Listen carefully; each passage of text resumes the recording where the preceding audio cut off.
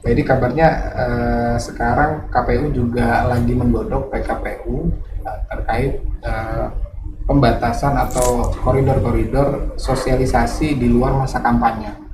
Ya, Gimana? pertama kan sebenarnya berkenaan dengan partisipasi masyarakat, termasuk sosialisasi pendidikan pemilih. KPU sebenarnya sudah mengundangkan peraturan KPU tentang partisipasi masyarakat dalam pemilu dan pemilihan. Di sana ada berbagai bentuk yang dapat dilakukan oleh masyarakat untuk melakukan sosialisasi sebenarnya. Hanya saja sosialisasi maupun pendidikan pemilih yang dilakukan oleh masyarakat yang sifatnya partisipasi tadi tentu dengan batasan tidak berpihak atau merugikan peserta pemilu atau bukan peserta pemilu. Nah, isu atau wacana yang muncul ini kan ada sosialisasi sebelum tahapan kampanye. Memang KPU sedang melakukan koordinasi, formulasi dengan berbagai lembaga untuk pengaturan terkait dengan sosialisasi sebelum tahapan kampanye. KPU sedang mengkoordinasikan dengan Bawaslu, DKPP, KPI, PWI, lembaga-lembaga lainnya yang terkait untuk pengaturan berkaitan dengan sosialisasi sebelum tahapan kampanye. Nanti setelah ketentuan peraturan KPU tersebut diundangkan, tentu kami akan sosialisasikan pada masyarakat, termasuk kepada partai politik peserta pemilu, sehingga semua pihak tunduk dan patuh dan memiliki kesepahaman berkaitan dengan norma-norma yang harus dilaksanakan oleh setiap figur, oleh setiap partai politik, oleh setiap masyarakat. Apa sih cakupan yang boleh dan batasannya, kebolehan itu sampai mana, dan siapa yang melakukan apa, di mana, bagaimana dilakukan hal tersebut, sehingga tidak ada lagi bias, tidak ada lagi perspektif-perspektif yang berbeda berkaitan dengan sosialisasi sebelum pelaksanaan tahapan kampanye. Nah, oleh karena itu yang sudah bisa dilakukan sesuai dengan apa yang disampaikan oleh pimpinan-pimpinan kita, partai politik sudah bisa melakukan sosialisasi nomor urut partainya sebagai peserta pemilu, agar masyarakat dapat mengetahui partai A ini nomornya berapa, partai B nomornya berapa, partai C, dan seterusnya. Nah, batasannya memang hanya mengenalkan sosialisasi. Nah, tetapi ketentuan secara teknis berkaitan dengan aktivitas-aktivitas tadi ini sedang diformulasikan oleh KPU untuk menghadirkan konduksivitas proses penyelenggaraan pemilu kita, menjaga kenyamanan, keamanan bersama bagi semua pihak. Karena tidak hanya perspektifnya berkenaan dengan teknis penyelenggaraan pemilu, tetapi aspek-aspek konduksivitas juga KPU perlu mempertimbangkan keamanan, kenyamanan, ketertiban, sehingga setiap pemangku kepentingan, baik pemangku kepentingan kunci, pemangku kepentingan utama, pendukung, itu dapat melaksanakan dan berpartisipasi terhadap tahapan penyelenggaraan pemilu itu secara demokratis. Apakah dalam waktu dekat PKPU ini? Kita berharap ini lebih cepat tentunya. KPU sedang mengusahakan semaksimal mungkin, karena ini di bulan-bulan ini merupakan rangkaian tahapan yang begitu sangat padat. Selain tahapan verifikasi administrasi dukungan pemilih, bakal calon anggota DPD, kita juga sedang melaksanakan pembentukan Badan Ad Hoc PPS. Nah, kemudian beberapa waktu lagi nanti akan membentuk panitia pemutahiran data pemilih dan juga melakukan pemutahiran data pemilih. Nah, aras kebijakan, formulasi kebijakan, peraturan itu duduknya di KPU Republik Indonesia. Insya Allah nanti kalau pimpinan kami KPU Republik Indonesia sudah mengundangkan peraturan KPU terkait, tentu dalam kesempatan pertama KPU akan melakukan sosialisasi kepada partai politik, kepada masyarakat, media massa, perguruan tinggi, atau pemangku-pemangku kepentingan kepemiluan, sehingga itu dapat menjadi payung hukum bagi semua pihak. Disinggung terkait sosialisasi, mungkin saya ke Pak Musafar Jakir. Ini kan sosialisasi pemilu bukan cuma jadi tugas KPU penyelenggara, mungkin dari parpol juga punya kepentingan untuk sosialisasi terkait kepemiluan. Apa yang sudah dilakukan di PKS Kalsel? Terkait sosialisasi ya kita ikut aturan. Ya kalau kata Pak Edi tadi silahkan mensosialisasikan nomor urut, kita lakukan itu. Jadi semampunya ya kalau di depan kantor kami terpampang logo PKS dengan nomor 8, nah itu salah satunya. Ya, tapi kita juga menghimbau kawan-kawan ya untuk taat terhadap aturan ini. Kan PKPU terbaru terkait dengan kampanye ini kan belum keluar, kita nunggu. Terkadang Pak Edi ada juga muncul pertanyaan begini, bikin kalender pakai nomor urut partai boleh nggak?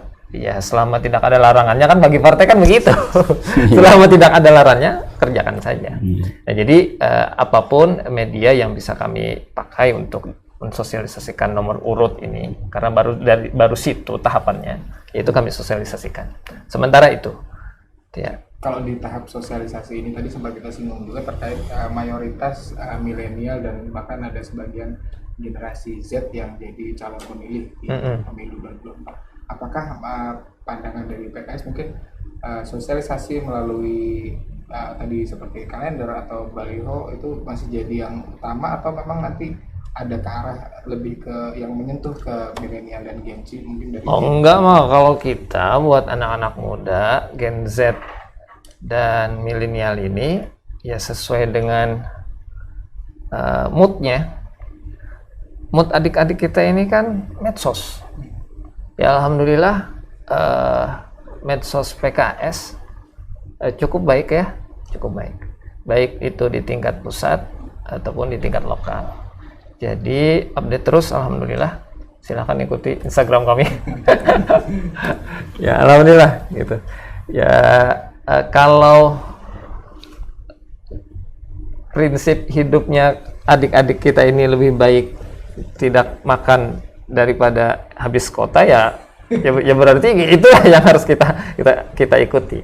Maksudnya begini, bahwa partai politik memang dituntut punya kreativitas di dalam rangka mensosialisasikan kegiatannya, dalam rangka merangkul dan memberikan kegiatan-kegiatan yang mereka anggap itu bermanfaat. Kalau enggak ya habis kita. Kira-kira begitulah. Menarik terkait ini. Nah sekarang gimana nih di KPU Pak Edi? Kita tahu Pak Edi ini di bidang sosialisasi dan Parmas juga banyak terobosan dari pemilu yang kemarin juga kita lihat untuk terkait sosialisasi dan meningkatkan partisipasi masyarakat. Tahun ini Pak Edi menuju 2024 sosialisasi apa yang terobosan apa nih yang baru? Kita sedang memaksimalkan untuk membentuk kelas pemilu ya. Jadi di pilkada kemarin kan kita punya sekolah pintar pemilu. Nah sekarang kita maksimalkan lagi kelas-kelas pemilu dari berbagai segmen. Ada segmen mahasiswa, ada segmen perempuan, ada dai, ada santri, ada marginal, dan seluruh segmen itu kita bentuk kelas pemilunya masing-masing sebagai sarana untuk melakukan pendidikan pemilih.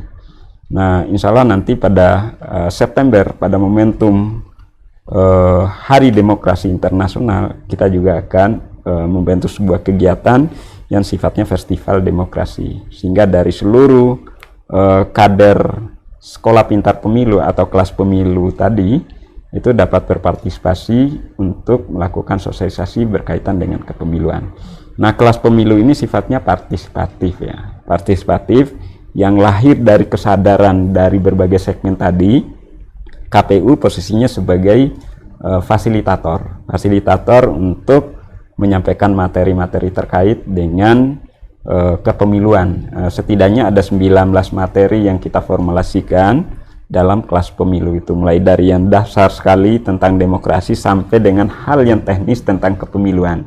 Nah keluaran dari teman-teman kelas pemilu ini yang nanti akan menjadi relawan volunteer sebagai agen transformasi tentang informasi kepemiluan. Tugas dari teman-teman partai politik juga sebenarnya ada tanggung jawab untuk melakukan pendidikan politik. Pendidikan politik untuk meningkatkan pengetahuan kepemiluan dan demokrasi bagi warga kita, sehingga nanti kesadaran akan haknya itu betul-betul lahir bukan karena mobilisasi, bukan karena paksaan, bukan karena iming-iming, tetapi memang hak konstitusionalnya, hak politiknya, baik hak dipilih maupun memilih, itu lahir dari kesadaran yang sifatnya merdeka, yang tanpa ada dipengaruhi oleh vote buying, money politik, karena orang tuanya milih A atau milih B, tapi setiap warga negara itu memiliki kesadaran untuk menggunakan hak pilih tadi. Cukup menarik, ada 9 dijabarkan Pak Edi, ada 19 materi yang penting lah ya untuk membuat calon pemilih ini benar-benar paham esensi dari menggunakan hak suaranya. Ini gimana sih dengan begitu banyaknya calon pemilih muda ini, gimana sih menarik mereka supaya mereka ini bisa paham dengan begitu banyak materi itu tadi, supaya mereka benar-benar mau dan antusias gitu. Ya, memang untuk materi pendidikan pemilih setidaknya ada 19 materi ya. Tapi kalau materi sosialisasi, seluruh tahapan penyelenggaraan pemilu itu menjadi konten materi sosialisasinya. Banyak bentuk yang kita lakukan. Bisa yang sifatnya dilakukan secara daring, bisa juga mekanismenya secara diskusi, bisa juga dengan mekanisme perlombaan, bisa juga dengan kegiatan-kegiatan yang sifatnya kontekstual dengan minat dari masing-masing pemilih. Nah, makanya tadi pendidikan pemilih yang dilakukan itu sifatnya partisipatif. Apa desain yang kegiatan yang ingin dilakukan oleh masyarakat, maka kita isi materi-materi yang telah kita sediakan. Jadi bentuknya itu dibuat mudah mungkin dapat diterima oleh masyarakat sesuai dengan kontekstual. Misalnya pada event kebudayaan, ada yang suka pada kebudayaan, ada suka pada seni, ada suka pada musik, ada suka pada olahraga. Nah, pendekatan-pendekatan demikian dapat digunakan oleh KPU sehingga daya tarik bagi setiap masyarakat dan informasi yang kita sampaikan juga itu efektif diterima oleh setiap lapisan masyarakat sesuai dengan klasternya. Makanya klaster kelas pemilu tadi sangat berbeda pendekatannya. Ketika misalnya klaster kelas pemilu perempuan, maka pendekatannya juga berbeda dengan kelas pemilu klaster marginal, juga dengan klaster mahasiswa siswa. Nah, di siswa ini kan di sekolah-sekolah, bahkan tidak hanya di sekolah umum, kita memasuki melalui pesantren-pesantren di seluruh wilayah Kalimantan Selatan, maka lahir nanti dai-dai pemilu yang kita coba dorong. Menarik sekali pemirsa perbincangan kita hari ini dengan Komisioner KPU Pak Edi Radsa dan Pak Mustafa Dzakir. Tapi sayang sekali kita sudah berada di ujung waktu program kita. Mungkin sebelum kita tutup, kita akan minta closing statement masing-masing dari Pak Mustafa Dzakir dan Pak Edi terkait tema kita hari ini, pro kontra sistem proporsional tertutup atau terbuka. Mungkin Pak Mustafa Dzakir dulu boleh. Baik,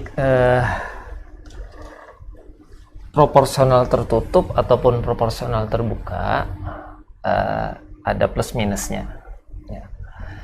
Tapi yang kita sepakat itu adalah bahwa proses demokrasi kita ini harus lebih baik. Jadi itu semangat ya, semangat kenapa kami di PKS itu tidak ingin ada perubahan-perubahan yang sifatnya dalam perspektif kami itu tidak bertentangan dengan konstitusi dasar kita. Oleh karenanya, ketika proporsional terbuka ini sudah kita jalani dalam beberapa pemilu, mulai dari 2009, 2014, 2019, sudah 3 kali pemilu, dan tidak ada masalah yang krusial. Dalam bahasa MK itu tidak ada kerugian faktual yang diderita oleh konstitusi ataupun para peserta pemilu. Kami pikir it's okay lah, jalan terus saja. Karena pada prinsipnya tadi kata Pak Edi juga, perubahan-perubahan itu ya meskipun KPU ngikut saja dengan konstitusi, tapi justru dengan tidak adanya perubahan-perubahan yang agak ribet itu memudahkan pekerjaan mereka. Kira-kira begitulah. Baik. Mungkin dari Pak Edi bagaimana closing statement-nya? Ya, apapun pilihan sistem pemilunya yang ditentukan dalam peraturan perundang-undangan, prinsipnya KPU siap melaksanakannya. Mau pilihannya itu adalah proporsional terbuka, proporsional tertutup, karena memang duduk posisi kita sebagai pelaksana undang-undang, kita siap melaksanakannya.